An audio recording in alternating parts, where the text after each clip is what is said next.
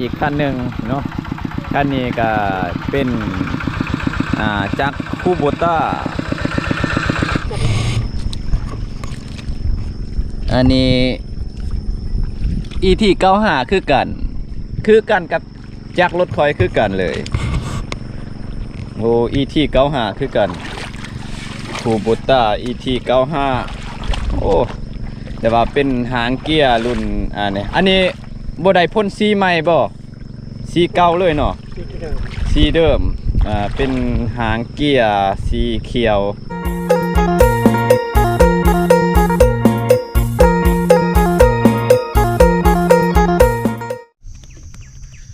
สบายดียามเสาร์อีกพี่น้องหลังจากเมื่อวานนี่ก็ได้สู่ส้นสูบน้ำให้เจ้าของสูบน้ำตกก้าคือเก่ามือนี้มือที่สองก็สิเมื่อสูบน้ำให้พี่น้องอยู่หน้านี่แหละหน้าใกล้ๆกันหมอกันคุยเพิ่นว่าสิตกก้ามือนี้เพิ่นว่าสิเอาจักสองให้หน้าตะกาเพิ่นแต่ว่าจะบกไก่คือกับเฮานะเมื่อนี้ท้องฟ้ามืดครึมในคืนนี่โบเงินคิดว่าฝนสิตกคักๆเลยเพราะว่าเฮานะให้กะหวานกล้าแล้วกันว่าฝนตกนะโอ้มันสิปิวมันสิอันนี้ขนาดเลยหวานนี่ว่าสิเมื่อใส่โง่ก็เลยโจ๊ะขึ้นเบื้องท้องฟ้ายามเสาร์มืดครึมคือก็ฝนสิตกเมื่อนี้มา3 คนจะฮัดก็อยากมานำเมื่อนี้ไปแน่อยู่ให้หน้าตะกาเป็นหมอน้ำนองมาสูบเมื่อวานเนี่ยว่าที่สูบเลยว่าบ่ท่านเลยว่ามาสูบมื่อนี้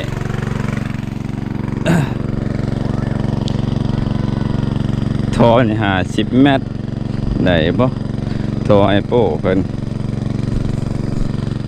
ยืมเมื่อวานเนี่ยแล้วก็เลยว่าเขายืมต่อนี่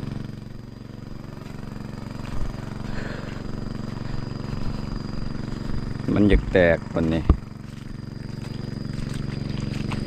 2ให้หน้าตะกะเพิ่นน้ำในเลือเพื่ออยู่ดอก2ให้เพิ่นเพราะว่า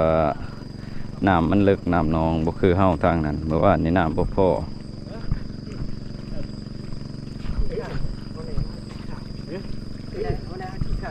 ขี้ข้านมันนะเขาบวชเขาบวชเหรอ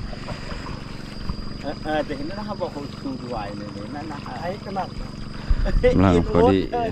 อีกกระมังสูดไว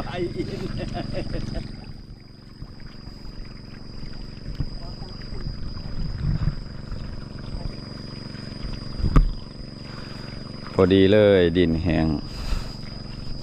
มันสิซึมเข้าในอีก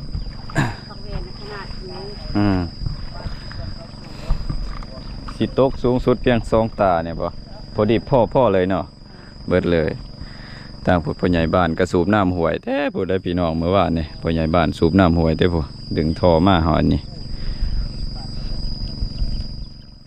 แค่แน่อยู่ดอกน้ำนองอยู่กับหมอเนี่ยบ่ไกลปานใดเอาที่ระดับเป็น100 ปลายเมตรเมื่อวานนี่ลกออกเฮ็ดหยังปักบอกปักแวน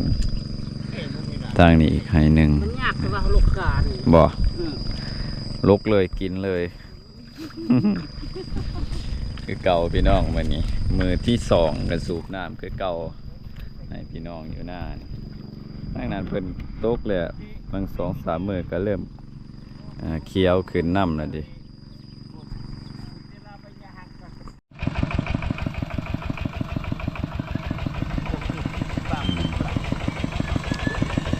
ตอนนี้เพิ่นเริ่มไทยเลยพี่น้อง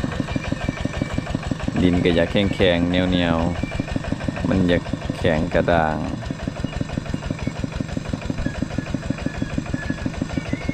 วันนั้นนึกว่าแล้วรักคือบนดินอยากแข็งกระด้างมีอีกคันหนึ่งเนาะคันนี้ก็เป็นจักรคูโบต้าเนาะเป็นจักรรุ่นเก่าจักรคูโบต้าหางเกียร์สีเขียวเนาะเป็นในรุ่นเขียว เสียงกระนิ่มเดี๋ยวรถอันนี้ก็คือสีหลายปีพอสมควรแหละ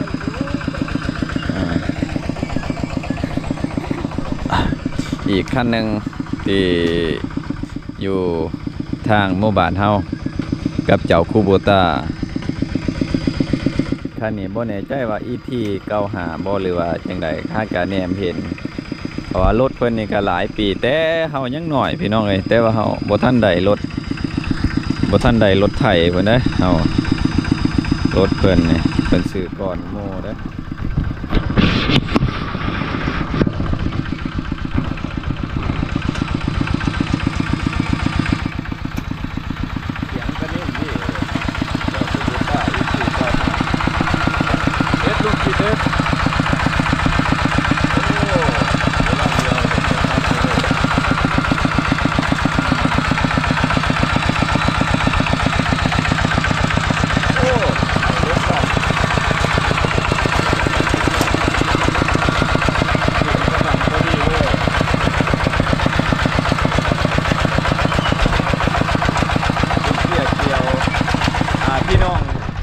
พี่น้องคอมเมนต์มาเด้อว่าเครื่องรุ่นนี้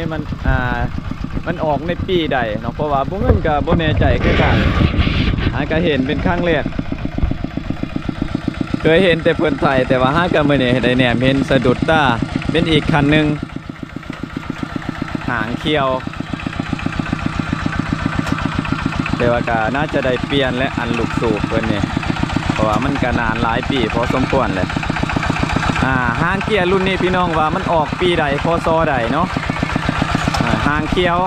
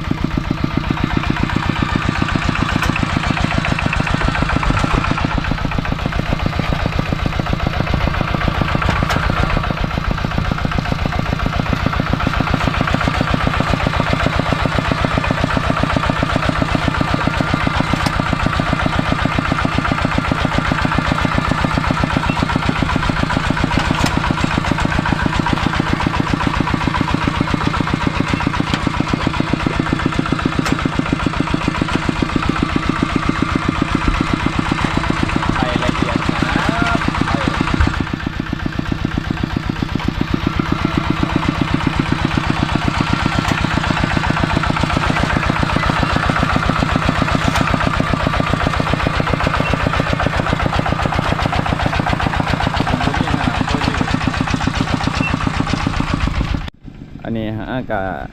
สูบขึ้นแล้วไฮหนึ่งมาต่อไฮที่สองพี่น้องจ้องเนาะ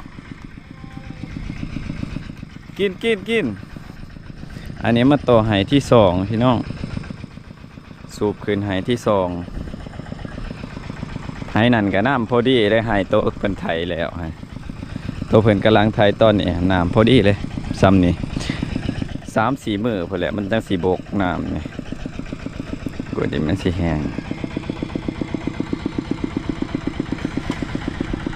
โอ้คักเว้ย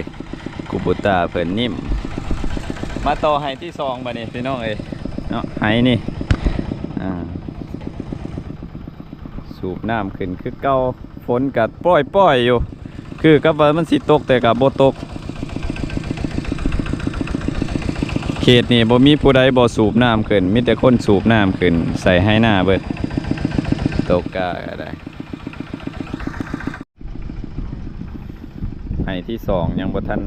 เต็มน้ำกำลังไหลเข้า มันไทยเลิกแน่ก็มันอันนี้ประมาณ10 ปลายเส้น15 เส้นในความลึกโอ้ดินเพิ่นงามดินมีฝุ่นกี่พวกขี้ข้วยเนี่ยมันงามดินเพิ่นขาดเวลาขาดมันแหลกคักเบิ่งดินมันแตกมันอันนี้คักทลายงามกว่าดินเฮาอีกของเพิ่นแหลกดีน้ำพอดีเป๊ะเลยตั้งนี่เนี่ยมันสูงเบื้องนั้นก็น้ำมันบ่เต็มง่ายเพราะเบื้องนี้มันต่ำพี่น้อยเต็มที่มื้อนี้กินข้าวแล้วได้บัดนี้ไก่เป็นแตงข้าวให้กินข้าวเหนียวรสเติบยังได้กินข้าวเหนียว เอาบ่มีข้าวเหนียวมีแต่ข้าวจ้าปลูกแต่ละปีก็ได้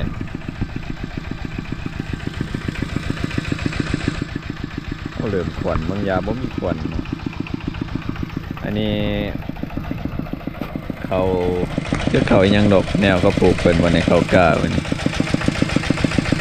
ขันบาดแรงด้นๆเนี่ยโอ้ดินเนี่ยแตกแห้งคือเก่าแล้วเขาสูบน้ำขึ้นจังสิ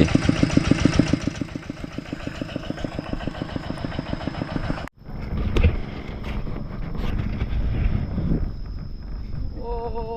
เป็นแนวได้ เป็นแนวดีแล้ว แจ็บ มันแนนโพดบ่ บอกทอน มันท้อนออกท้อนออกกับปลาให้มันถอนเลยพี่ มันติดเลย บ่รถนี่จักปีเลยรถไทยไปจัด เราความไป สักฝ่ายกว่าปีเลยคูโบต้า ET95 บ่แม่น ET95 ติตัวนี้คูโบต้า ยังบอกจะจบ อันนี้ ET95 คือกันกับจักรรถคอยคือกันเลยโอ้ ET95 คือกันคูโบต้า ET95 โอ้แต่ว่าเป็นหางเกียร์รุ่นอันนี้บ่ได้พ่นสีใหม่บ่สีเก่าเลยเนาะ ที่เดิม สีเดิมเป็นหางเกียร์สีเขียวรุ่นเดิมๆ ET95 โอเคโอ้คักอยู่ย้อนเสียงมันนุ่มดีหลายปีเนี่ยเขาเบิ่งจากเศษเล็กอันนี้จากเล็กหางมันก็ได้พี่น้องมันหล่อนนะแต่ว่านี่เพิ่นก็น่าจะบ่ได้รักษาอย่างดีหรอกน่าจะให้ถึกฝนถึกแดดและจังเมียงขนาดนี้อ๋อทางนี้บ่ท่านอันนี้พี่น้องเลย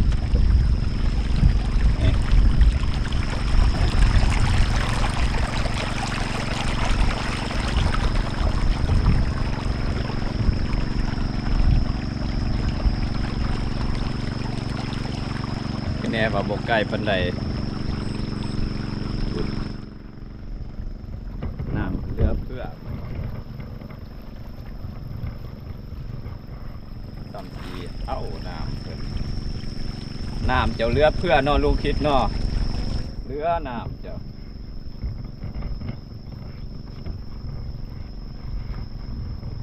น้ำจนเรือFC ท่านใดผู้แล้วก็เคยใส่ว่ารุ่นนี้นี่มันออกปีพศใดรุ่นนี้เพราะว่ารุ่นไทยอิหยังเขาเขียนรุ่นไทยบินบ่หรือว่าอิหยังมันเขาเขียนตัวนี้รุ่นไทยเทเนียมแกรงเฟื่องอิหยังนี่แข็งอิหยังล่ะมันบ่ค่อยเห็นงานแล้วก็แกะ แต่เจ้ายังหน่อยบ่ แล้วกัน คอยก็คือกันเนาะตอนนั้นมันบ่ทันออกเพราะว่าเฮายังหน่อยบ่ทันมีเว้ารวมๆเนี่ยคนในหมู่บ้านนี่ที่ซื้อรถนี่น่าจะคันนี้แหละซื้อก่อนหมู่กับรุ่นรถโยปนาใช่เนาะซับปลายกว่าปีแต่ตอนข่อยยังน้อยซับปลายกว่าปี ต้องแค่น้อยบ่เหมือน ของแท้มันใช้ได้ด้นเด้ ทางนี้ เดี๋ยวเรามีคันหนึ่ง อยู่ใส่ การลงเต่า นาน้องเต่าบ่โอ้ แอบไปนี่หน่อย ตอนยังน้อยเพิ่น มาเจ้าเดียวเจ้าแรกเป็นอย่างที่การเป็น คันเขาบ่ขายถิ่มก็สิยั่งอยู่ว่ากันอันนี้คือสิได้เปลี่ยนได้แป้งแหละแต่ว่าลูกตอกลูกสูบข้างใน ถ้าคนอื่นแต่ก็อยู่คือเป็นแปลก แต่จะ แต่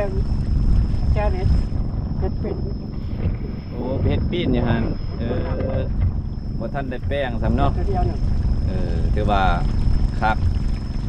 อึดทนอยู่มันใส่ได้ด้นพูดทางพูนหลังจากเพิ่นไตขาดแล้วพี่น้องเอ้ยไปกะลากแน่น่ะคือเก่าหมอบดิ้นแบบว่าปรับให้มันเพียงเอ้าลุยงานบัดนี้ เท่าไหร่เนี่ยได้ พ่อเลยบ่คันพ่อแล้วก็สิหมอดได้สัตว์เอ้ยมันสิดับเครื่องโอ้พี่น้องเอ้ยน้ำเพิ่นสะอ้อนเหลือเพื่อบ่ต้องกังวลว่าน้ำสิบ่พอเพราะว่าน้ำหนองเพิ่นหลายเบิ่งทางนี้ออกอยู่นี่ก็โอ้ท่อมันแตกพี่น้องเอ้ยหลายคือกันนี่สิไปดับเครื่องก่อนนี่น้ำนองนี่ยังหลาย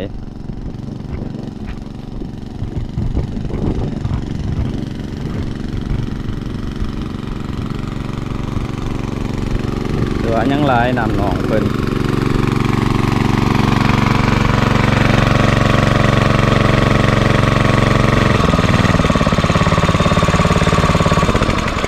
โอเคบัดนี้เพราะว่าพอดีเลยเนี่ยมันบกไก่ปันไดประมาณ60 เมตร